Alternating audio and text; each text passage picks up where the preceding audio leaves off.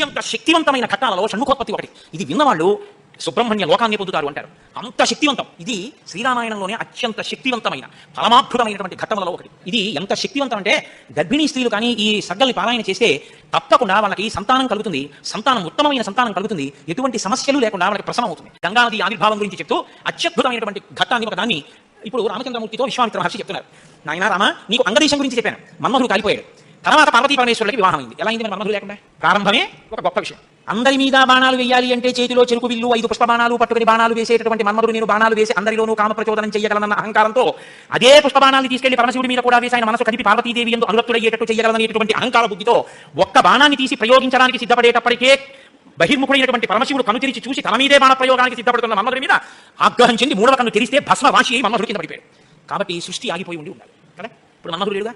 మరి అప్పుడు పార్వతీ కళ్యాణం ఎలా అయింది అంటే అమ్మవారు ఏం చేసిందంటే ఏ ఆయుధములను మన్మధుడు పట్టుకుంటాడో వాటిని ఆవిడ పుచ్చుకుంది. 5 పుష్ప బాణాలని చెరుకు విల్లు ఆవిడే పుచ్చుకుంది. కామాక్షి, కంచి కామాక్షి అదే కదండి. ఇప్పుడు ఆవిడ ఇలా పట్టుకుంటే ఇంతటి పరమశివుడు వశుడైపోయాడు. అయిపోయి తాళి కట్టించాడు. తాళి కట్టాడు. సంసారంలోకి వచ్చి ఆవిడ పక్కన కూర్చున్నాడు. ఇప్పుడు ఆవిడ శివకామ సుందరి. ఆమె అంత సౌందర్యంతో ఎవరి కోసం కూర్చుంది? మనకి తండ్రిని తెచ్చి కూర్చోబెట్టాలి. ఆవిడ శివుడికి సౌందర్యం, బాహ్య సౌందర్యం, శివకామ సుందరి. మీకు నాకో అఖిలాండేశ్వరి, జగజ్జనని. ఈ లోకానికి అంతటికీ తల్లిదండ్రులైన పార్వతీ పరమేశ్వరుల్లో అమ్మ సౌందర్యం పరమశివుడి కొరకు. అమ్మ యొక్క అంత సౌందర్యం అమ్మతనం మన కొరకు. మనకి జగదంబ, జగజ్జనని, ఆయనకి భార్య. కాబట్టి ఇప్పుడు ఆవిడ తన ప్రజ్ఞతో పెళ్లి చేసుకుంది. మన్మధుడి గొప్పతనంతో పెళ్లి చేసుకోలేదు. మన్మధుడికి ఏం చేసింది? శివుణ్ణి తెచ్చిన భర్తగా కూర్చోబెట్టుకుని పిచ్చారా ఇంకెప్పుడు ఆయన మీద నీకు బాణాలు ఇవో మిగిలిన వాళ్ళ మీద అంటావా అని పట్టుకెళ్ళి మళ్ళీ ఆయన చేతిలో పెట్టింది. ఇప్పుడు ఆయన ఏం చేశాడు? శరీరం లేదు కానీ మునులను కూడా మొహపెట్టాడు. ఎందుకు పెట్టగలుగుతాడు? అమ్మ తన కడగంటి చూపుతో ఇలా చూసి 1000 బాణాలు పర్వాలేదు లోకం మీద వేయింది అంటే అదేంటంటే మన అలా పాటు చేసేది ఏంటంటే అనుకోకండి. అమ్మవారు ఆ శక్తి మన్మధుడికి ఎందుకు ఇచ్చింది అంటే మనం పితృరుణం తీసుకోవడానికి, తండ్రి రుణం తీరాలంటే మనం సంతానాన్ని కనాలి, అందుకు ఇచ్చింది. కాబట్టి ఇప్పుడు వివాహమైనటువంటి పార్వతీ పరమేశ్వరులు ఏకాంతంలో విహరిస్తున్నారు. వాళ్ళిద్దరూ అలా క్రీడించడం మొదలుపెట్టి 100 దివ్య సంవత్సరాలు పూర్తయిపోయి వాళ్ళిద్దరూ ఏకాంతంలోంచి బయటికి రాలేదు. వాళ్ళకి బిడ్డ పుట్టలేదు. దేవతలందరూ కలుసుకున్నారు. పార్వతీ పరమేశ్వరులు ఇద్దరు కనపట్టలేదంటే కొత్తగా పెళ్ళింది కదా. 100 దివ్య సంవత్సరాల నుంచి విహారం చేస్తున్నారు. ఒక చిత్రమైనటువంటి ఆలోచన వచ్చింది వాళ్ళకి. ఒరే అసలు పార్వతీదేవి శక్తి స్వరూపిణి, పరమశివుడు తేజపుంజం మహానుభావుడు. ఇప్పుడు వాళ్ళిద్దరి యొక్క శుక్రశోణితములు కలిస్తే, తేజస్సులు కలిస్తే ఈ లోకంలోకి ఒక కొత్త ప్రాణి వస్తే అసలు అటువంటి భూతములు అంటే అటువంటి ప్రాణిని మనం చూడడం కుదురుతుందా? అది ఎంత తేజవంతంగా ఉంటుంది? ఎవరు వహిస్తారు ఆ భూతాన్ని? ఎవరు చూడగలరు ఆ ప్రాణిని? కాబట్టి మనం పరమశివుడిని వెళ్ళి అడుగుదాం, మీరు రతి క్రీడ విరమించి బిడ్డల్ని కనద్దు అని అడుగుదాం. అయితే మీరు నన్ను మాట్లాడచ్చు, ఏమన్నా బుద్ధి ఉందా అసలు ఈ మాట? వాళ్ళు అన్నారు అనుకోండి, మీరు ఎలా చెప్పారని అడుగుతాను. అసలు దేవతలకు ఎందుకండి ఈ వ్యవహారం? వాళ్ళు అలా ఎందుకు అనాలి? అలా అంటే మాత్రం దాన్ని మేము ఎలా అంగీకరించగలం? ఈ విషయాన్ని మీరు కంగారు పడిపోకుండా ఉండండి, నేను తర్వాత చెప్తాను ఎందుకు వస్తుందో. కాబట్టి ఇప్పుడు వాళ్ళందరూ కలిసి ఓ సమావేశం పెట్టుకున్నారు. నిజమే అంటే నిజమే. అందరూ కలిసి కైలాసానికి వెళ్ళారు. బయట నుంచి పెద్ద కేకేశారు. ఏమని? ఓ దేవదేవ మహాదేవ, లోకములకంతటికీ రక్షించవలసిన వాడా అని కేకేశారు. వీళ్ళకి ఏం ఉపద్రవం వచ్చిందో అని బయట వచ్చారు. ఆయన్ని చూడగానే వీళ్ళందరూ నేల మీద పడి నమస్కారం చేశారు. మహానుభావ, నీవు పార్వతీదేవితో కలిసి ఏకాంతంలో దివ్య క్రీడను అనుభవిస్తున్నావు. మీ ఇద్దరికి బిడ్డ పుడితే దుస్సహం మేము తట్టుకోలేం. అందుకని నీ తేజస్సుని నీ తేజస్సులోకి అణిచేసి ఆమె తేజస్సులో అణిచివేయమను. మీ ఇద్దరు ఒకరి పట్ల ఒకరు ఇటువంటి అభిముఖ్యం పొందకుండా తపస్సు చేసుకుంటూ కూర్చోండి. ఎంత అక్కర్లేని విషయం అనేది. అంటే ఆయన అన్నాడు, తండ్రితనం అండి, తప్పకుండా నీకు అలాంటి ఇబ్బంది ఉంటుందంటే నేను ఇటువంటి భూతమును సృష్టించాను, అలాగే వెళ్ళిపోతాను. కానీ ఇప్పటికే చాలా కాలంగా పార్వతీదేవితో నేను క్రీడించి ఉన్న కారణం చేత నా రేతస్థానం నుంచి తేజస్సు కదిలిపోయింది. ఇప్పుడు కదిలిపోయిన తేజస్సు పడిపోతుంది. నేను పార్వతీదేవి ఎందుకు వదిలిపెట్టద్దని మీరు అంటున్నారు. మరి నేను నా తేజస్సుని ఎక్కడ విడిచిపెట్టాలి? ఎవరు భరిస్తారు చెప్పండి అన్నారు. భరించడం ఏర్పడి వాళ్ళు ఎవరికి వచ్చారో తెలుసా అండి? భూమికి వచ్చారు. అన్ని ఆవిడ భరిస్తుంది, పాపం ఆవిడ భరించాలి. అందుకని వాళ్ళందరూ కలిసి ముక్తకంఠంతో భూమిని చూపించారు. చూపించి ఈ భూమి భరిస్తుంది, దీని మీద వదిలేశారు. భూమి ఏమనాలి? అదేంటయా, ఆయన భార్య ఎందు ప్రవేశపెట్టబడవలసినటువంటి శివ తేజస్సు నా మీద ఎలా విడిచిపెట్టాడు? నేను ఎలా స్వీకరిస్తాను? భూకాంత, ఆమె స్త్రీ, భూదేవి నాలోకి ఎలా ప్రవేశిస్తుంది? శివవీర్యం దోషం అవుతుంది కదా, నేను పుచ్చుకోనాలి. ఆవిడ సంతోషించి శివవీర్యం నాలో ప్రవేశించడం అంటే అదృష్టం కదా అనుకుని తప్పకుండా పుచ్చుకుంటాను అనేటప్పటికి పరమశివుడు ఏం చేశాడంటే ఆయన తేజస్సుని భూమి మీద వదిలిపెట్టేశాడు. అది ఉత్తర క్షణం భూమి అంతటా పాకేసింది. పాకేసి పర్వతాల్లో, నదుల్లో, సముద్రాల్లో, చెట్లలో పరివ్యాప్తమైతే ఆ తేజస్సు యొక్క స్థితిని భూమి తట్టుకోలేక పెద్ద పెద్ద కేకలేసింది. నా ఒళ్ళు మండిపోతుంది, దగ్ధమైపోతుంది, నా శరీరం అంతా శివవీర్యాన్ని నేను భరించలేకపోతున్నాను, దాని శక్తి నేను తట్టుకోలేకపోతున్నాను, కాబట్టి నేను విడిచిపెట్టేస్తాను, నాలోకి వచ్చిన వీర్యాన్ని దేనిలోకి విడిచిపెట్టాను అని అడిగినాడు. ఇప్పుడు దేవతలందరూ ఒకరి మొహాలు చూసుకుని అన్నారు, ఒళ్ళు మండిపోతుంది, తట్టుకోలేనన్నావు కాబట్టి ఎవరు మండిస్తారో వాళ్ళు వదిలేమన్నారు. అంటే అగ్నిహోత్రుల్లో వదిలేమన్నారు. అంటే ఆవిడ ఏం చేసింది? తనలో పడినటువంటి శివవీర్యాన్ని అగ్నిహోత్రుల్లో వదిలిపెట్టేసింది. ఇదంతా రెప్పపాటు కాలంలో జరిగిపోయింది. పెద్ద పెద్ద అరుపులు, కేకలు, ప్రార్థనలు, హడావిడి. బయటికి వెళ్ళిన శివుడు లోపలికి రాలేదు. అమ్మవారికి అనుమానం వచ్చింది, ఏం జరిగింది అని పార్వతీదేవి బయటకు వచ్చి ఏం జరిగిందని అడిగింది. మేమందరం ఇలా ప్రార్థన చేశామమ్మా, మీ ఆయన తేజస్సు భూమిలోకి విడిచిపెట్టాడు, భూమి తట్టుకోలేక అగ్నిలోకి విడిచిపెట్టింది, మీ ఇద్దరికి సంతానం కలగకుండా తపస్సు చేసుకోమని కోరికపోయామమ్మా అన్నారు. ఆవిడండి, ఏ ఆడదైనా అమ్మ కావద్దంటే ఒప్పుకుంటుందండి. ఎర్రబడిన కళ్ళతో అమ్మవారండి అక్కడ లేని విషయంలో జోక్యం చేసుకున్నారు. మీరు చెప్పకూడని మాట చెప్పారు. నన్ను తల్లిని కావద్దు అని శాసించారు, నాకు బిడ్డలు పుట్టకూడదు అని వరం అడిగారు. నా యందు ప్రవేశపెట్టబడవలసినటువంటి శివవీర్యాన్ని భూకాంత యందు ప్రవేశపెట్టారు. కాబట్టి నేను మీకు శాపం ఇస్తున్నాను, ఇక నుంచి మీ భార్యల వలన మీకు సంతానం కలగకుండుగాక, ఇక నుంచి దేవతలకి సంతానం ఉండదు. అందుకని ఆవిడ ఎప్పుడు 33 కోట్లైనా ఇంకా పిల్లలు మనలో ఉండరా అంటే ఉండరు. పార్వతీదేవి శాపం ఆగిపోయింది దేవతల యొక్క సంతానం. ఇప్పుడు ఆవిడ భూమి వంక తిరిగింది. నువ్వు స్త్రీవి కదా, నా భర్త యొక్క తేజస్సుని నేను పట్టవలసింది నువ్వు ఎలా పట్టుకున్నావు? నువ్వు ఎలా స్వీకరించావు నా భర్త తేజస్సుని? ఆవిడ్ని శపించింది. నువ్వు ఒక్క రూపంతో ఉండవు, భూమి అని పిలవబడినా నీకు అనేకమైనటువంటి స్థితి కలుగుతుంది. ఒక చోట చౌటు నేల, ఒక చోట నల్ల నేల, ఒక చోట ఎడారి, ఒక చోట పంట పండే నేల, ఇలా నువ్వు రకరకాలుగా అయిపోతావు. అంతేకాదు బహుభార్య భవిష్యసి, నీకు ఒక్క భర్త ఉండడు. నీ భర్త కానివాయి వీర్యం నువ్వు పుచ్చుకున్నావుగా, నీకు ఇంకా ఎంతమంది భర్తలో లెక్క ఉండదు. అందుకే రాజ్యాన్ని పాలించిన వారందరూ భూమిపతులే. ఎంతమంది ఆవిడ భర్తలు లెక్కలేదు. కారణం ఏంటంటే పార్వతీదేవి శాపం. ఏ ఆడదైనా కోరుకునేది ఏంటంటే భర్త వలన కొడుకుని కనాలి, ఆ కొడుకు పేరు ప్రఖ్యాతులు తేవాలి, తల్లి సంతోషించేటట్టు ప్రవర్తించాలని కోరుకుంటాడు. ఏ తల్లి ఈ లోకంలో ఏ ఒక్కటి సహించదో అది నీ ఎందుకు నిజమగుగాక. ఏ తల్లి అయినా ఏది సహించలేదు, ఎంత తప్పైనా సహిస్తుంది. కానీ అమ్మ వంక ఆడదాన్ని చూసినట్టు చూశాడనుకోండి కొడుకు, అమ్మ మాత్రం ఒక్కనాటికి క్షమించదు. ఇంకా అమ్మలో ఆడతనాన్ని చూడకూడదు. ఇంకంతకన్నా పవిత్రంగా మాట్లాడడం కష్టం, ఇంకంతకన్నా నేను దిగి మాట్లాడను. కాబట్టి అమ్మతనాన్ని చూడాలంటే కొడుకు. కానీ నీ విషయంలో ఏమవుతుందో తెలుసా, నీ కొడుకులందరూ నీకు భర్తలు అవుతారు. అందుకే భూమిపతి పతే, ఆయన తర్వాత ఆయన కొడుకు, ఆయన భూమిపతి. ఎంత దారుణం అంటే ఒక ఆయన పరిపాలిస్తున్నాడు, ఆయన భూమిపతి, ఆయనకి కొడుకు పుట్టాడు. ఇప్పుడు భూమికి ఆయన ఏమవ్వాలి, కొడుకు. ఆ భూమిపతి విడిపోయాడు, ఇప్పుడు ఏమవుతాడు, ఈయన భూమిపతి, తన కొడుకు తనకి భర్త. ఇంతకన్నా దారుణం ఉంది. ఇది పార్వతీదేవి శాపం. నాకు బిడ్డలు కలగకుండా చేశారు కాబట్టి మీ శాపం అనుభవించండి లోపలికి వెళ్ళిపోయాడు. ఇప్పుడు వీళ్ళందరూ ఇలా వేడి ఇచ్చారు. ఒరే అక్కర్లేని విషయంలో జోక్యం చేసుకున్నారా, ఎవరా మాట చెప్పింది అసలు అన్నారు. వాళ్ళు ఉంటారేంటి అక్కడ. ఇప్పుడు అందరూ భారంగా తలకాయలు ఉంచుకుని ఇళ్ళకి వెళితే వీళ్ళ శిఖలు ఎవరు పట్టుకుంటారు. ఒరే ఇందుకు వెళ్ళావు అనుకో, నీ వల్ల నాకు ఇంకా బిడ్డలు కలగాలని వాళ్ళు పట్టుకుంటారు. కాబట్టి ఇప్పుడు వాళ్ళందరూ ఇలా వెళ్ళారు. హిమాలయ పర్వత ప్రాంతంలో పార్వతీ సహితుడై పరమశివుడు మాత్రం హాయిగా కూర్చొని తపస్సు చేసుకుంటారు. ఇంకా వాళ్ళిద్దరికి బిడ్డలు పట్టుకోవడం అందులో ఆయన వెళ్ళి తపస్సు మొదలెట్టాడు. గొడవ ఎక్కడ వచ్చింది, ఇక్కడతో ఏమైపోలేదు గొడవ. తారకాసురుడని కూడా బయలుదేరి వాళ్ళకి తెలిసే విషయం. ఇక పార్వతీ పరమేశ్వరుడికి బిడ్డలు పుట్టాడు, దేవతలకి బిడ్డలు పుట్టడం తెలిసి వాడు బ్రహ్మగారి గురించి తపస్సు, వాడు చాలా తెలియనివాడు. నాకు చావుద్దన్నాడు అని కుదరదన్నాడు ఆయన. అయితే పార్వతీ పరమేశ్వరులకు కొడుకు పుడితే వాళ్ళ చేతిలో చచ్చిపోతాను. బ్రహ్మగారి ఏమంటారు, తథాస్తు అన్నారు. ఇంకా వాళ్ళకి పుట్టరు, నేను చావను అది వాళ్ళ ధైర్యం. ఇప్పుడు వాళ్ళు ఎవరిని కొట్టడం మొదలెట్టారు, దేవతల్ని. ఇప్పుడు వాళ్ళు ఏం చేయాలి, ఇప్పుడు వీళ్ళందరూ ఎక్కడికి వెళ్ళారు, మీకు బిడ్డలు కలగకూడదు, మీ ఇద్దరు తపస్సు చేసుకోండి. వీళ్ళే వెళ్ళారు పార్వతీ పరమేశ్వరుని, వాళ్ళు ఇద్దరు తపస్సు వెళ్ళారు. ఇప్పుడు వెళ్ళి మీ ఇద్దరు బిడ్డలు కనండి అన్నారు అనుకోండి, ఇంకేమైనా ఉందా, వద్దన్నావు, అన్ని శాపాలు ఇచ్చేసింది ఆవిడ. అంటే మీరు బాగా గమనించండి, ఏదైనా ఆడది భరిస్తుంది, కానీ ఆడదాని అమ్మతనానికి, ఆడదాని భర్తృత్వాన్ని పంచుకోవడానికి ఇంకో ఆడదొస్తే మాత్రం ఈ లోకంలో సహించడం అన్నది ఉండదు. అది ఈ జాతి క్షమించలేదు. ఇది రామాయణం యొక్క తీర్పు. కాబట్టి ఇప్పుడు వీళ్ళు వెళ్ళి అడగలేరు పార్వతీ పరమేశ్వరుని, కొడుకు పుడితే తప్ప వీళ్ళు బతుకులేరు. ఎందుకని వీళ్ళని చాలా నలబెట్టేస్తున్నాడు తారకాసుడు. కాబట్టి ఏం చేయాలో అర్థం కాక పార్వతీ పరమేశ్వరులు అడగలేక బ్రహ్మగారి దగ్గరికి వెళ్ళారు. వెళ్ళి అయ్యా ఎలాగండి పార్వతీ పరమేశ్వరుడు కొడుకు పుడితే తప్ప మేము రక్షింపబడం, ఇప్పుడు పుట్టే మార్గం ఏమైనా ఉందా అని అడిగారు. అడిగితే ఆయన అన్నారు, ఒరే పార్వతీ పరమేశ్వరుడికి ఇంకా పిల్లాడు పుట్టడం అనేటువంటి విషయాన్ని మీరు నేను ఇక వెళ్ళి అడగడం అనే విషయం మర్చిపోండి. పోనీ మన దగ్గర శివుని యొక్క తేజస్సు ఉంది, ఇంకా అగ్నిహోత్రుడు కూర్చొని ఉంచాడుగా, అగ్నిహోత్రులో ఉందిగా, యాపిల్ పండు ఫ్రిడ్జ్లో పెట్టుకుంటే అగ్నిహోత్రుడు ఉంది. పోనీ దాన్ని తెచ్చి ఎవరిలోకైనా నిక్షేపిద్దామంటే నీ భార్య అబ్బాయికి ఎవరు, ఆవిడ శాపం ఉందిగా. పైగా ఆ శివవీర్యాన్ని భూకాంత పుచ్చుకుందనే అన్ని శాపాలు ఇచ్చింది. ఇప్పుడు దాన్ని తీసుకెళ్ళి ఇంకోళ్ళు ఎవరికైనా ఇష్టం అంటే ఎవరు మాత్రం పుచ్చుకుంటారు, యాభై పుచ్చుకుంటుంది, పుచ్చుకుంటే కదా పిల్లలు పుట్టారు. పార్వతీదేవి అడగలేము, పోనీ శివవీర్యం ఉందని ఇంకో స్త్రీలో ప్రవేశపెట్టలేం. ఎలా ఆలోచించి ఆయన తక్కువ అండి చంద్రముఖ బ్రహ్మగారు అంటే, అందుకే బ్రహ్మ నన్ను బ్రహ్మగారు అంటుంటాను. ఆయన సలహా లేకపోతే లోకం లేదు, మన ఉపన్యాసం లేదు. ఆయన అన్నారు, హిమవత్పర్వతం ఉంటే హిమవంతుడు, ఆయనకి ఇద్దరు బిడ్డలు ఉన్నారు. పెద్దమ్మాయి పేరు గంగ, రెండో అమ్మాయి పార్వతి. పెద్దమ్మాయి దేవతా స్త్రీలోకి రాదు, ఆ అమ్మాయి స్వర్గలోకంలో ప్రవహిస్తోంది. ఇప్పుడు తనకి బిడ్డలు పుట్టలేదన్న బాధ ఎప్పుడు పోతుందంటే, తన భర్త యొక్క వీర్యం తన అక్కగారిలోకి ప్రవేశించి బిడ్డ పుడితే తన అక్క కొడుకుగా. అందుకని కొంచెం మనసు కుదుటపరచుకుని పోన్లే బిడ్డ పుట్టాడని సంతోషిస్తుంది. అక్క జోలికి వెళ్ళదు, ఎందుకంటే కొంచెం ఆప్యాయత అన్నది ఉంటుంది. అక్క కొడుకు తన కొడుకు అవుతాడు కాబట్టి మనం పార్వతీదేవి కోపడకూడదంటే ఆ గంగాదేవి యందు ఈ శివవీర్యాన్ని నిక్షేపించాలి. ఇప్పుడు శివవీర్యం ఎవరి దగ్గర ఉంది, అగ్నిహోత్రుడి దగ్గర ఉంది. ఇప్పుడు అగ్నిహోత్రుడు ఏం చేయాలి, గంగాదేవిలో విడిచిపెట్టాలి. గంగాదేవి ఒప్పుకోదు కాబట్టి మీరు ఏం చేయాలి, మీరేగా వెళ్ళి ప్రార్థన చేశారు, మీరే వెళ్ళి అగ్నిహోత్రుడిని గంగకి ప్రార్థన చేయండి అన్నారు. ఇప్పుడు గంగాదేవి దగ్గరికి వెళ్ళి అమ్మ ఏమనుకోవద్దు, శివవీర్యం అగ్నిహోత్రుడి దగ్గర నువ్వు పుచ్చుకుంటే చీను అంటే. అందుకని ఈ మాట ఎవరు చెప్పాలో ఒక్క పురుషుడు చెప్పాలి, పురుషులందరూ వెళ్ళి అసహ్యంగా ఉంటుంది. మీరు వెళ్ళి అగ్నికి చెప్పండి, అగ్నికి ఆవిడ చెప్తారు. ఎందుకంటే ఇంత ఇబ్బంది అంటే ఇది గట్టిగా చెప్పుకునే కాదు, ప్రయత్నం చేస్తున్నారు. పార్వతీ పరమేశ్వరుడికి పుత్రుడు కలిగేటట్టు తెలిస్తే చంపేవాడు ఆకాశంలో. అందరూ ఎవరికి తెలియకుండా జరగాలి ఈ పని అంతా. ఇప్పుడు వీళ్ళందరూ కలిసి అగ్నిహోత్రుడి దగ్గరికి వెళ్ళారు. అయ్యా ఎంత గొప్ప సలహా చెప్పావు, ఏదో కారు చీకటిలో కాంతి రేఖ కఠినమైన సక్షానికి సూక్ష్మమైన రంధ్రం దొరికాయి, ఇక మేము వెళ్ళుకుంటాం కదా అన్నారు. బ్రహ్మగారికి పూజ చేసి నమస్కారం చేసి బయలుదేరి అగ్నిహోత్రుడి దగ్గరికి వెళ్ళారు. వీళ్ళు ఆయనతో అన్నారు, ఇప్పుడు మాట్లాడడం కొంచెం జాగ్రత్తగా మాట్లాడడం మొదలెట్టారు. ఇది దేవకార్యం, ఏదో మేము సరదాగా నువ్వు పెట్టి అక్కడ పెట్టి ఇలాంటి మాటలు చెప్పడానికి రాలేదు. నీకు పిల్లలు పుట్టే నాకు పుట్టకపోతే నాకు ఇలాంటి వాటిలో ఇక్కడ మేము జోక్యం చేసుకో బుద్ధి వచ్చింది మాకు. కాకపోతే ఇది దేవకార్యం. ఇప్పుడు ఈ పిల్లాడు పుట్టకపోతే వీపులు పగిలిపోతున్నాయి తారకాసుడి వల్ల, అందుకని పుట్టాలి పిల్లాడు. కాబట్టి నీలో ఉన్న శివ తేజస్సుని పట్టుకెళ్ళి గంగలో విడిచిపెట్టు. గంగ పుచ్చుకుంటే గంగకి కొడుకు పుడితే ఆ పిల్లవాడు పార్వతీ పరమేశ్వర పుత్రుడి కింద వస్తాడు, ఎందుకంటే పార్వతీ అంగీకరిస్తుంది కాబట్టి. ఆ పిల్లవాడికి సేనానాయకత్వం ఇద్దాం, వాడు సేనాధిపతి అయితే వాడి చేతిలో తారకాసుడు చచ్చిపోతాడు. అందుకని నువ్వు వెళ్ళి గంగని అడిగారు. ఇప్పుడు పుచ్చుకునేటప్పుడు అప్రసన్నమైన మనసుతో వాడు పుచ్చుకుంది అనుకోండి, ఇది అక్కడ చికాకు వచ్చిందిరా అని అప్రసన్నమైన మనస్సుతో కానీ అలా పుచ్చుకుంటే తేజోవంతుడైన బిడ్డ సంభవించాడు. కాబట్టి ఆవిడ ప్రసన్నంగా పుచ్చుకోవాలి, అంటే ఆవిడ ప్రసన్నంగా పుచ్చుకోవడానికి యోగ్యమైన రీతిలో ఆవిడకి చెప్పాలి. కాబట్టి ఆయన వెళ్ళి చెప్పాడు అగ్నిహోత్రుడు, అమ్మ నువ్వు గర్భం ధరించాలమ్మా, ఆవిడ కన్య బతలేడు, దేవతానా ఇదం ప్రియం, అమ్మ దేవకార్యం ఇది, అందుకని నేను అడుగుతున్నాను తప్ప ఇంకో మాట అనుకో తల్లి. అందుకని ఆవిడ అర్థం చేసుకుంది, ఓహో ఇంతకన్నా ఇప్పుడు లోకాన్ని రక్షించడానికి మార్గం లేదు, కాబట్టి శివ తేజస్సుని నాలోకి తీసుకుంటాను. ప్రసన్నంగా తీసుకుంది అనడానికి గుర్తు దివ్యమైన రూపాన్ని ధరించి శివ తేజస్సుని తనలోకి తీసుకుంది. ఇప్పుడు వీళ్ళ బాగా గమనించండి, సుబ్రహ్మణ్యోత్పత్తి అంటే ఎటువంటిదో తెలుసా అండి. 33 కోట్ల మంది దేవతలు ఇలా ఎదురు చూస్తున్నారు. ఇప్పుడు కానీ శివవీర్యం ఎందుకో పైకి రాకుండా పోయింది అనుకోండి, గంగ కానీ బాబాయ్ నేను భరించలేకపోతున్నాను వదిలేకుండా రాసింది అనుకోండి, అంతే ఇక శివవీర్యం లేదు, ఎందుకంటే ఉన్న శివవీర్యం పారిపోయింది. కాబట్టి ఇక పుత్రుడు కలగదు, ఇక ఎప్పటికీ అసలు దేవతల యొక్క రాజ్యం అన్నది రాదు, తారకాసుడే ఉంటాడు. కాబట్టి ఇక మీరు నేను ప్రాణం చెప్పడం ఇప్పటికీ ఆయన పరిపాలిస్తుంటాడు కదా. కాబట్టి ఇప్పుడు ఆ గంగ వల్ల బిడ్డ పుట్టాలి. వీళ్ళందరూ ఉత్కంఠతో ఎదురు చూస్తున్నారు, గంగ గర్భం ధరించి బిడ్డని కంటుందా. ఇది ఇంత చల్లటి గంగమ్మలోకి శివవీర్యం వెళ్ళింది.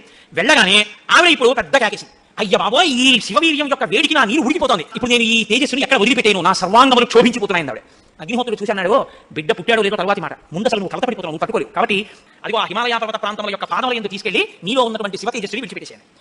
గంగా తనలో ఉన్న శివ తేజస్సుని తీసుకెళ్లి హిమాలయ పర్వత ప్రాంత పాదముల ఎందు వదిలిపెట్టేసేటప్పటికి అది వెళ్ళి రెల్లు దుబ్బుల్లో పడిపోయి గడ్డిలో పడిపోయి. ఇప్పుడు అందులోంచి ఒక్కసారి కాంతి కనపడింది వాళ్ళకి. పిల్లలు ఏమైనా వచ్చారా, వాళ్ళకి పిల్లలు కావాలి. ఇప్పుడు ఆ శివవీర్యంలోంచి, ఆ తేజస్సులోంచి అగ్ని ఎటువంటి కాంతితో ఉంటాడో అటువంటి కాంతితో మొట్టమొదట బంగారం పుట్టింది లోకంలో. బంగారం శివవీర్యం, అందుకే బంగారానికి శివవీర్యం అని పేరు. బంగారం పుట్టి బంగారంతో అక్కడ ఉన్నటువంటి తృణవృక్షలతాటులం సర్వం భవతికాంచన, ఆ గడ్డి చెట్లు అన్ని బంగారు రంగులో విరిచిపోయి ఒక్కసారి. తర్వాత వెండి పుట్టింది. ఆ వెండిని చూశారు, తెల్లగా ఉంది వెండి, అయిపోయింది. ఆ తర్వాత ఇంకా మిగిలినటువంటి చాలంలోంచి రాగి ఇనుము పుట్టాయి.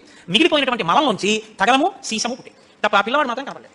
అయిపోయింది మన ప్రణాళిక అంతా, పిల్లవాడు పుట్టలేదు అని దిగాలు ముఖాలు వేసుకుని ఆ పైనుంచి చూస్తున్నారు. ఆ రెల్లు దుబ్బుల్లో రాత్రి వేళ తెల్లగా మెరుస్తాయి రెల్లు దుబ్బులు. ఆ రెల్లు దుబ్బుల్లోంచి బ్రహ్మాండమైనటువంటి కాంతులు మెరిసిపోతుండగా 6 ముఖాలతో అద్భుతమైన సౌందర్యంతో ఒక పిల్లవాడు పుట్టి పాల కోసం ఏడ్చాడు. అమ్మయ్య పుట్టాడు రా పిల్లాడు, శివపుత్రుడు జన్మించాడు, మా బాధలు తీరాయని వాళ్ళందరూ పొంగిపోయారు. షష్ఠి 6 ముఖాలతో షణ్ముఖుడై పుట్టాడు. ఆ పుట్టినటువంటి వాడు కూడా మహానుభావుడు 6 ముఖాలతో పుట్టాడు కాబట్టి షణ్ముఖుడు. పుట్టిన పిల్లాడికి పాలివ్వాలి, ఆ కృతికల్ని పిలిచి మీరు పాలివ్వండి అన్నారు. వాళ్ళు అన్నారు మేము పాలిస్తాం, కానీ ఇప్పుడు పాలిస్తే కానీ మీరు పిల్లలు పడతారు కాబట్టి వాళ్ళు అన్నారు మేము పాలిస్తాం, కానీ ఆ పిల్లాన్ని మా పేరుతో పిలుస్తారా అన్నారు. మా పిల్లాన్ని చెప్తారన్నారు. అదే అలా ఎలా కుదురుతుందండి అన్నారు, పాలిపోతే పిల్లలు. అందుకే వీళ్ళు వెంటనే దేవతలు అన్నారు, దేవత కార్తికేయుడు కార్తికేయుడు కార్తికేయుడు అన్నా కదా ఇవ్వండి పాలన్నారు. అమ్మకం ఎంత గొప్పదో చూడండి. ఇప్పుడు ఈ కృతికలు 6 పిల్లాడికి 6 ముఖాలతో ఉన్నవాడికి 6 పాలిచ్చారు. వాడు పాలు తాగాడు. పుత్ర స్త్రైలోక్య విఖ్యాతో భవిష్యత్ సంశయ కార్తికేయుడు కార్తికేయుడు మేము పిలవడం కాదు, 3 లోకాల్లో పిలుస్తాయి పిల్లాన్ని, సరేనా అన్నారు దేవతలు. అప్పుడు వాళ్ళు పాలిచ్చారు. కాబట్టి కార్తికేయుడు అగ్నిలో శివవీర్యం చాలా కాలం నిల్వ ఉంచబడి అగ్నిహోత్రుడు గంగలో ప్రవేశపెట్టాడు కాబట్టి పావకి. శరవణములు అంటే రెల్లుదుబ్బుల్లోంచి పుట్టాడు కాబట్టి శరవణభవ. ఎప్పుడు శుద్ధమైనటువంటి బ్రహ్మజ్ఞ జ్ఞానంతో ఉంటాడు కాబట్టి సుబ్రహ్మణ్యం. తల్లి కడుపులోంచి స్ఖలనమై పుట్టాడు కాబట్టి స్కందుడు. ఆయన ఉత్పత్తి చేతనే ఇన్ని పేర్లతో వచ్చాడు. ఏమంటే మీరు ఇంత గొప్పగా ఏదో పాపం ఊరుకొట్టు చెప్పారు, కానీ మాకు అసలు అనుమానం మాత్రం అలా ఉండిపోయింది, మీరు మంగళం చేద్దాం అనుకుంటున్నారేమో. అలా అనత్సా దేవతలు, అలా అడగడం వల్ల కదా ఇంత కథ వచ్చింది. అలా ఎందుకు అడగాలి అసలు అంటే, మహానుభావుడు శంకర భగవత్పాదాచార్య స్వామి వారు బ్రహ్మసూత్రాలకు చేసినటువంటి వ్యాఖ్యానంలో ఒక చోట ఉదహరించారు దీని గురించి. దాని గురించి అసలు ఇలా ఎలా జరిగిందని కంచికామకోటి పీఠాధిపతులు చంద్రశేఖరేంద్ర సరస్వతి స్వామి వారు ఎంత మంది పూగానికులను అడిగారు. ఆఖరికి ఒక ఆయన దీని మీద పరిశోధన చేసి త్రిపుర రహస్యంలో ఉన్నటువంటి మంత్రాల యొక్క వ్యాఖ్యానంలో దీని అసలు వృత్తాంతం ఎక్కడ ఉందో బ్రహ్మచారి స్వామి వారికి తీసుకొచ్చి చెప్పారు. త్రిపుర రహస్యంలో ఉంది దీని రహస్యం, అక్కడి నుంచి అనుసంధానం చేయాలని. సనత్కుమారుడు అని ఒక ఆయన బ్రహ్మమానసపుత్రుడు, ఆయన పుట్టుక చేత మహాజ్ఞాని. అటువంటి పిల్లవాడు ఆయన ఎప్పుడు తనలో తాను బ్రహ్మజ్ఞానంలో రమిస్తుండేవాడు. ఆయన ఒక రోజు రాత్రి నిద్రపోవడం అంటే గుర్తుపెట్టుకోండి, బ్రహ్మవేత్త నిద్రకి కూడా ఆయన సాక్షి. అటువంటి ఆయనకి కల వచ్చిందంటే అవస్థ ఏర్పడింది, స్వప్నావస్థ. ఆ కల్లో తాను రాక్షస సైన్యాల మీద యుద్ధం చేస్తున్నట్టు కల వచ్చింది. ఆయన తెల్లబోయి ఇది నాకు కల రావడం ఏమిటి, కల రావడం అంటే మనసులో ఏదో కోరిక ఉంది, ఆ కోరిక కల్లో కనపడింది, స్వప్నావస్థలోకి వెళ్ళాను. ఇది దోషం కదా, నాకు అలా ఎందుకు జరిగిందని తండ్రి చిత్రముఖ బ్రహ్మగారి దగ్గరికి వెళ్ళారు. వెళ్ళి నాన్నగారు నాకు ఇలా కల ఎందుకు వచ్చింది నాన్నగారు అసలు అని. ఆయన అన్నాడు, నాయన నీకు ఇలా కల రావడానికి ఒక కారణం ఉంది. నువ్వు పూర్వజన్మలో వేదాన్ని నేర్చుకునేటప్పుడు వేదంలో దేవతల గురించి, రాక్షసుల గురించి, దేవదానవ యుద్ధాల గురించి చదివి ఈ రాక్షసులు ఎప్పుడు వేద ప్రమాణానికి వ్యతిరేకంగా ఎందుకు ఇలాంటి పనులు చేస్తుంటారు, వీళ్ళని పట్టుకుని చంపేయాలని వ్యగ్రత పొందాం. ఆ వ్యగ్రత జీవుని పట్టుకుంది. అది ఈ జన్మలో బ్రహ్మవేత్తమైనా నీకు ఆ వాసన ఉండిపోయింది. అది ఇప్పుడు కలగా వచ్చింది. అది తీరాలంటే నువ్వు దేవసేనకి అధిపతివి కావాలి. నువ్వు దేవసేనకి అధిపతివై రాక్షసుల్ని సంహరిస్తే ఆ కోరిక తీరుతుంది. నేను అనగారు నేను దేవసేనాపతిని కావాల్సిందే ఆయన చిత్రముఖ బ్రహ్మగారు వచ్చేసారైనా తన అనుష్ఠానంలో తను. ఇలా పరమశివుడు సంకల్పం చేశాడు. పరమశివుడికి ఒకప్పుడు కోరిక పుట్టింది. నేను ఇప్పటిదాకా అన్ని విషయాలు చెప్పడం, కానీ నేను ఓడిపోయిందన్నది లేదు ఎవరి దగ్గర. ఓడిపోవడం అంటే బయట వాళ్ళ దగ్గర ఓడిపోతే బాగుండగా, ఓడిపోవడం అనేటువంటిది కూడా మనిషి జీవితంలో సమానంగా ఎప్పుడు మారుతుంది. పుత్రాది చేత్పరాజయం, తన కొడుకు చేతిలో తాను ఓడిపోవాలి. తన కొడుకు చేతిలో తాను ఓడిపోవడం అంటే ఉదయం నేను ఈ శ్లోకానికి ఈ అర్థం ఇన్ని మాటలు చెప్పాను, కానీ నా కొడుకు వచ్చి అకస్మాత్తుగా నాన్నగారు ఈ శ్లోకానికి ఈ అర్థం ఇలా కూడా వస్తుంది కదా అంటే నాకు ఎప్పుడు రాలేదు ఈ ఆలోచన, ఎంత గొప్ప అర్థం చెప్పారా. ఇలా చూస్తే అసలు మొత్తం కథ మారిపోయింది.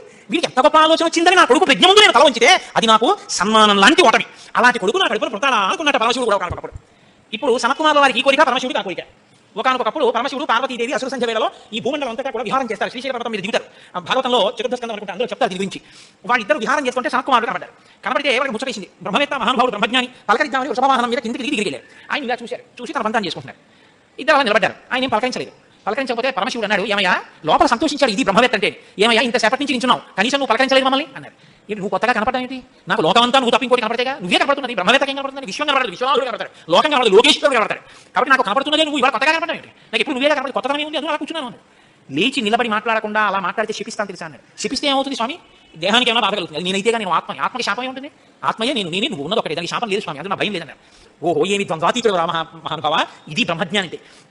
కాబట్టి నేను చూసి నేను మురిసిపోతున్నాను, నీకు ఏదైనా వరం ఇస్తాను పుచ్చుకో అన్నారు. ఆయన అన్నారు వరం ఇస్తావా, మళ్ళీ ఇదో మోహం, వరం ఇవ్వడం శాపం ఇవ్వడం ఏమిటి ద్వంద్వాలు, నాకేం అక్కర్లేదు, నీకేమైనా కావాలని నేను ఇస్తానన్నారు.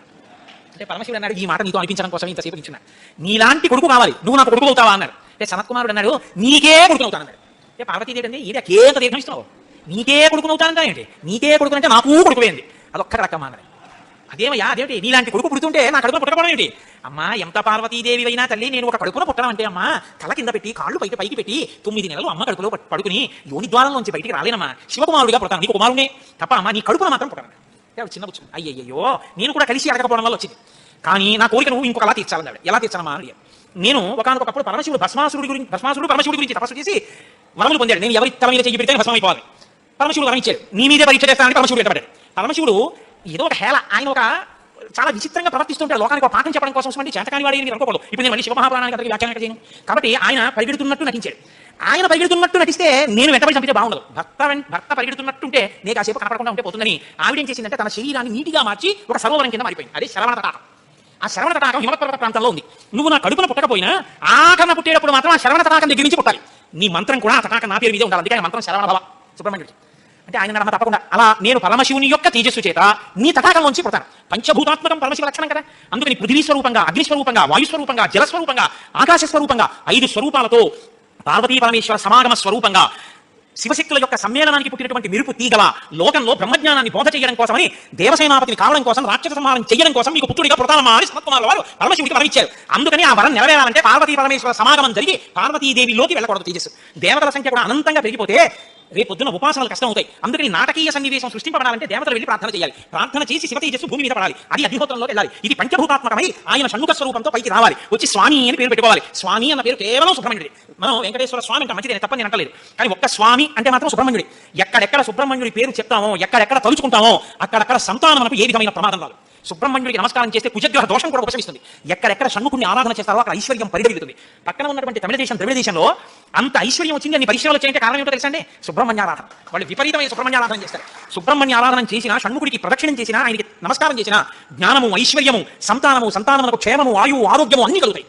అంత శక్తివంతమైనటువంటి సర్గ ఈ షణ్ముఖోత్పత్తి సర్గ. ఈ షణ్ముఖోత్పత్తి గురించి చెప్పిన తర్వాత అందుకే షణ్ముఖుడికి ఉన్న గొప్పతనం ఏమిటో తెలుసా అండి? ఆయనకి ఒక గొప్ప విజయాన్ని సాధించాడు షణ్ముఖుడు అక్కడే. శైవ వైష్ణవాలు రెండు కూడా వియ్యం చెప్పి చేశారు. శ్రీవల్లి, దేవసేన ఇద్దరు శ్రీ మహావిష్ణువు యొక్క కుమార్తెలు. ఆయన మేనల్లుడు కదండి. మరి ఏదో పండగ సెలవులకు ఇంటికి వచ్చాడు. ఇంటికి వస్తే లక్ష్మీదేవి ఆయన చూసి అందిట మురుగన్ అంది. మురుగన్ అంటే మేనల్లుడు అని. మరుమగన్ అన్నట్టు విష్ణువు. మరుమగన్ అంటే చాలా అందగాడు అన్నట్టు. ఇద్దరు వాళ్ళని కూడా ఎందుకో తెలుసా అండి? మన పిల్లలకు బాగుంటాడు. వల్లి దేవసేన ఇద్దరిని ఇచ్చి సుబ్రహ్మణ్యేశ్వర స్వామి వారికి కళ్యాణం చేశారు. వల్లి దేవసేన ఇద్దరిని తనకి భార్యలుగా చేసుకున్నారు కాబట్టి శైవ వైష్ణవాలు రెండు సుబ్రహ్మణ్యుడి వల్ల గియ్యం ఉంది. అంతటి మహానుభావుడు ఆయన. మహాజ్ఞాని, యుక్తకేశుడై గుండుతో గోచి పెట్టుకుని నిలబడి ఉంటాడు. అందుకే సుబ్రహ్మణ్య క్షేత్రాల్లో స్వామివారిలో అలా నిలబడి ఉంటాడు. ఆయన ప్రణవానికి అర్థం చెప్తే పరమశివుడు అంతటి వాడు తెల్లబోయి ఎంత గొప్పగా చెప్పావరా అన్నట్టు. నాన్నగారు అలా అంటే కుదరదు, ఇది ప్రణవ రహస్యోపదేశం కదా, మీరు కూడా మైకట్టుకుని వచ్చి శిష్యుడుగా కూర్చొని చెప్తానన్నట్టు. ఒరే ఎంత బాగా చెప్పావరా అని వచ్చి కూర్చొని ఇన్నట్టు శివుడు అంతటి వాడు. ఇంత బాగా చెప్పగలిగిన కొడుకు పుట్టాలని కదా కోరుకున్నాడు. ఆత్మాదిచ్చేత్ పుత్రాదిచ్చేత్ పరాజయం. తండ్రి గారికి ఆ కోరిక తీరినటువంటి బ్రహ్మజ్ఞాని పుట్టాడు. ఆయనే తరువాతి కాలంలో కేవలం పాలు తాగి పెద్దవాడిపోయింది. అయిపోగానే ఆయన దేవసేనకి తీసుకొచ్చి పట్టాభిషేకం చేశారు. సేనాధిపతి అయిపోయాడు. తారకాసుర సంహారం చేశారు. దేవతలందరూ సంతోషించారు. అమ్మ అందమంతా మూర్తి భవించుంటుంది. అందుకే ఇంత బుగ్గలు, ఎర్రటి మనిషి, ఆహారాలు, చిన్న పట్టుపట్ట, ఎప్పుడు అమ్మ శక్తి అంతా చేతిలో శూలంగా పడుతున్న కుక్కుట ధ్వజం, ఆ నెమలి మీద కూర్చుంటే ముద్దులు మూట కడుతూ ఎంత అందంగా ఉంటారో. అందుకే సుబ్రహ్మణ్యేశ్వర స్వామి వారి యొక్క మూర్తి వంక అదే పనిగా చూసినా కూడా సత్సంతానం కలుగుతుంది. అంతటి మహానుభావుడు సుబ్రహ్మణ్యుడు. ప్రత్యేకించి ఏ కారణం చేతనైనా గర్భం నిలవక బాధపడుతున్న వాళ్ళు, గర్భిణి అయినప్పటికీ కడుపున ఎటువంటి బిడ్డలు పుడతారో తెలియని వాళ్ళు, వాళ్ళ ఆయుర్దాయం బాగుండాలనుకున్న వాళ్ళు, సంతానం క్షేమంగా వృద్ధిలోకి రావాలనుకున్న వాళ్ళు రామాయణాంతర్గతమైన షణ్ముఖోత్పత్తిని విని తీరాలి. ఇది చెప్పడం కోసమే వాల్మీకి మహర్షి ఫలశ్రుతి చెప్తూ ఓ మాట చెప్పారు. ఎవరు ఈ షణ్ముఖోత్పత్తిని శ్రీరామాయణంలో వింటున్నారో వాళ్ళకి ఎటువంటి చిక్కులు ఉన్నా అన్ని చిక్కులు విడిపోయి అపారమైనటువంటి ధన సమృద్ధి కలుగుతుంది. 2, విశేషమైనటువంటి పుణ్యము స్కందోత్పత్తిని విన్నంత మాత్రం చేత కలుగుతుంది. ఇక్కడే ఆయన కుమార సంభవశ్చైవ అన్నమాట వాడారు. పార్వతీ పరమేశ్వరుడు యొక్క కుమారుడు కనుక ఆయన ఒక్కడికే కుమార అన్న నామం. ఎవరు భక్తి శ్రద్ధలతో రామాయణాంతర్గతమైనటువంటి ఈ షణ్ముఖోత్పత్తిని చేతులు కైమోర్చి సుబ్రహ్మణ్యుడికి నమస్కరించి వింటున్నారో అటువంటి వారందరికీ కూడా ఆయుష్మాన్, వాళ్ళకి ఏదైనా అపమృత్యు దోషం జాతకంలో ఉంటే ఆ దోషం ఉపశమించి ఆయుర్దాయం కలుగుతుంది. వాళ్ళ కొడుకులు, మనవలు అందరూ క్షేమంగా ఉంటారు. ఏవైనా దుర్గుణములు అలవడవలసినవి ఉంటే అవి పోయి వాళ్ళు వృద్ధిలోకి వచ్చి వంశానికి గొప్ప కీర్తి తీసుకొస్తారు. ఆయుష్మాన్ పుత్ర పౌత్రైశ్చ.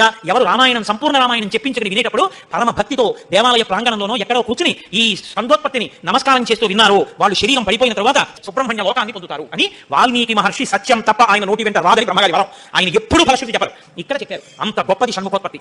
దీనివల్ల ఉపయోగం పొందిన వాళ్ళు కన్నులు నీరు పెట్టుకుని సంతోషంతో చెప్తారు. యథార్థం, నిజమైన. మీకు నేను ఒక రహస్యం చెప్తాను. నేను ఆశ్చర్యపోయాను. తూర్పుగోదావరి జిల్లాలో మల్లవ ఒక క్షేత్రం ఉంది. అక్కడ సుబ్రహ్మణ్యుడు, ప్రత్యక్ష సుబ్రహ్మణ్యుడు. ఇంకా పాము కోనేట్లో స్నానం చేసి శివలింగాన్ని చుట్టుకుని ఉంటుంది. అది పిల్లలు పుట్టని వాళ్ళు వెళ్ళి నమస్కారం చేస్తే పిల్లలు పుట్టారు. డాక్టర్లు పిల్లలు పుట్టాలని సర్టిఫై చేసిన వాళ్ళు పుట్టారు. ముఖ్యమంత్రులు కూడా వెళ్ళారు పీఠాధిపతులు. ఆ పాము కారణాంతరాల చేత శివలింగానికి తలకొట్టుకుని శరీరం వదిలితే ఇప్పుడు అలాగే ప్రతిష్ఠ చేశారు. అక్కడ నేను ఆశ్చర్యపోయింది ఏంటంటే నాకు ఆ దేవస్థానం ధర్మకర్త ఆయన వచ్చి ఒకసారి మాట చెప్పారు. బిడ్డలు పుట్టరు అని డాక్టర్లు చెప్పేసినటువంటి వాళ్ళు సుబ్రహ్మణ్య షష్ఠి నాడు ఈ దేవాలయం వెనకాల పడుకుంటారు. వచ్చి బోర్లా పడుకుంటారు ఆడవాళ్ళు. వాళ్ళకి కునుకు పడుతుంది. కునుకు పట్టాక లేపేస్తాం. ఆ మరుసటి సంవత్సరం వాళ్ళు పసిపిల్లల్ని పట్టుకుని వస్తారండి అని చెప్పారు. నాకు అపనమ్మకం కాదు, చూడాలనిపించింది. కాకినాడ నుంచి చాలా మందిని కలిసి సుబ్రహ్మణ్య భుజంగ స్తోత్రం చేశారు శంకరభగవత్పాదులు. సుబ్రహ్మణ్య షష్ఠి నాడు దేవాలయంలో చదువుదామని అందరం కలిసి వెళ్ళాం. ఆ రోజు వాళ్ళ ప్రసంగం కూడా ఏర్పాటు చేశారు. మీరు నమ్మరు, నేను తెల్లబోయానండి. ఎంతంత సంపన్న కుటుంబాల వాళ్ళు బిడ్డలు పుట్టరు అని బెంగ పెట్టుకున్న తల్లులు సంటి పిల్లలతో ఎంతో సంతోషంగా వచ్చి ఆయనకి నమస్కారం చేసుకుని, అబద్ధం కాదు, నేను ఎంతో మందిని అడిగాను, ఏమన్నా మీకు ఈయన వల్లనే కలిగిందా సంతానం? ఖచ్చితంగా మేము ఆయన వలనే ఈ అనుగ్రహాన్ని పొందామని ఆ అదృష్టాన్ని పొందారు మహానుభావుడు సుబ్రహ్మణ్యుడు. అంటే ఆయనకి నమస్కారం చేస్తే ఎంత స్థితినైనా ఇస్తారు. ఇది సత్యం, సత్యం, పునఃసత్యం. ఇది ఆ శక్తి కలిగి ఉంది. అది నా నమ్మకం. కాబట్టి మీరు స్వామికి నమస్కారం చేయండి. సర్వం శ్రీ ఉమామహేశ్వర బ్రహ్మార్పణమస్తు. స్వస్తి.